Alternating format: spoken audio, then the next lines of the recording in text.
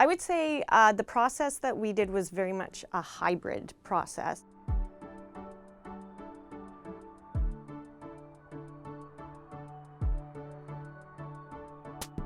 We spent several meetings before going to camera discussing how the two worlds would blend together. The two worlds kind of combining.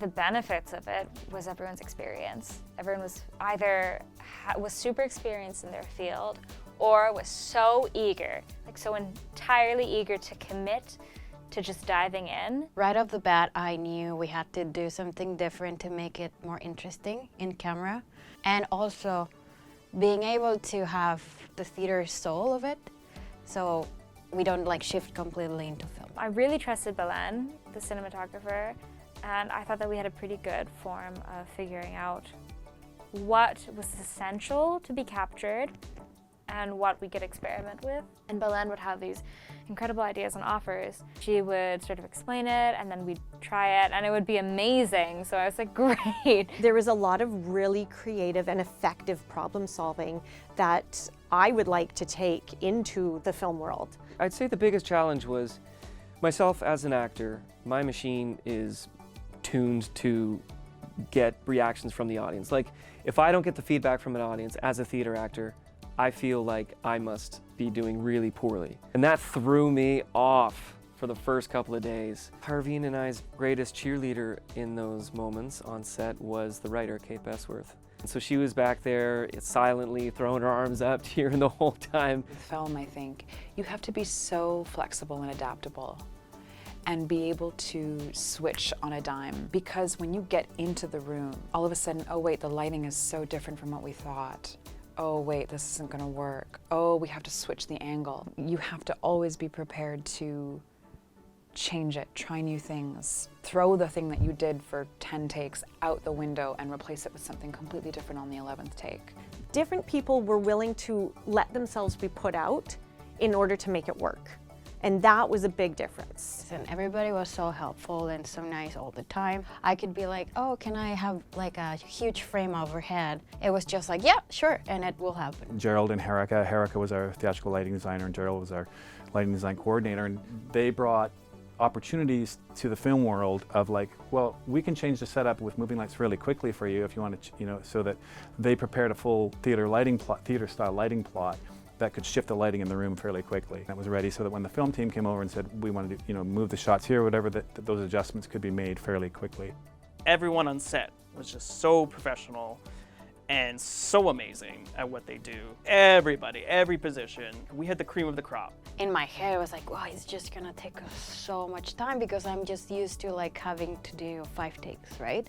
Like 2 takes will be for technical things and 2 takes will be for acting things. And here it was just like, because they rehearsed so much prior to being on set, that all the takes were basically for me, right? For lighting tweaks or for camera tweaks, which I'm not used to. We were able to do scenes in 1 take, as you would in theater. And so we had so many just single takes, which were so great, and that really sped the process up. The cinematographer and the lighting and the sound, it gave them extra time to play with things and try things that they might not have otherwise had the chance to do if we were behind on time. There was a level of excitement overall. I think that because we were doing something, it was fresh for both sides. I was so excited about this project when it was presented to me because it was different. It was so different than the kind of film work that I'm used to doing. And then likewise, it felt like we got the same energy coming from the theater part component of this project. I mean, it was super rewarding just to sit at the monitor and be like, oh my gosh, everything in my head, it's real, it's there, it's just like on the screen. So that was an incredible thing. I think what was so fun was actually looking out and seeing everybody working while I was working. Malcolm at the soundboard and he's watching his monitor. Belen was behind the camera. Nick is doing his thing with, the focus. Everyone in the entire team, the entire crew, so fantastic. The designers, fantastic. I had so much support from all of them, which meant the world to me. You rarely get a chance to interact with the behind-the-scenes people, with the crew, and that feels like something that on this production we were able to dismantle a bit. We were able to dismantle those invisible barriers. Working with theater people, it was so refreshing. So refreshing. And getting to know, how Gerald works and Lucas, they're so kind and so helpful. And having a producer or PM like Jonathan was like amazing because he will just make everything happen. So it was great to be around people and see just the way theater people and film people interacted and how we made such a cool dynamic film kind of with all these different types of professionals coming together. It was so exciting to watch these two groups of people working together and learning how to work together. So exciting. Annette ran the room just beautifully. It was just really amazing to see her work, and her energy is so contagiously, positive and energetic. I mean, we had Joanne and Rebecca, who are both super well trained and very experienced stage managers. And I had the pleasure of having them assist me through all of this. It was such a treat. Stage managers are so good at what they do, and these two in particular. It was incredible. Bard put together such an amazing team. Some people from Bard and I guess some people from Film World, and everybody just threw themselves in and just figured it out, and there was so much support. And it was the best of both worlds because the film folks were able to support the theater folks in a way, and the theater folks were able to support the film folks in a way.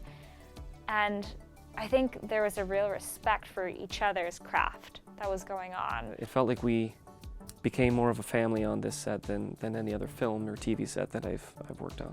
I was just amazed at how seamless it was in so many ways. The people at Bard are so good at what they do, and they are so passionate about what they do and so driven, and they did whatever it took to get the job done, and we had no problems because of that. Everybody was so good and they all pulled their weight. Some of the problems that I was anticipating didn't actually materialize, and I'm very thankful for that. Whenever I get the chance, if I'm across the country at other festivals, the Shaw Festival, the Stratford Festival, returning here to Bard's stages or to Bard Productions is something that I always look forward to.